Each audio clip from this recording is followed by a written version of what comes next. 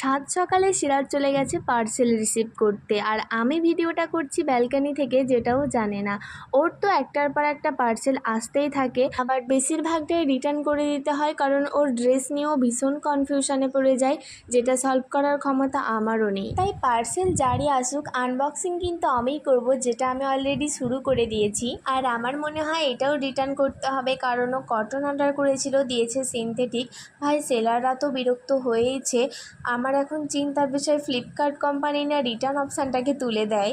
আচ্ছা, তোমরা কারা কারা পাখি ভালোবাসো প্লিজ আমাকে কমেন্টে জানিও, কারণ আমি তোমাকে যতটা ভালোবাসি তার থেকেও বেশি ভালোবাসে সিরাজ।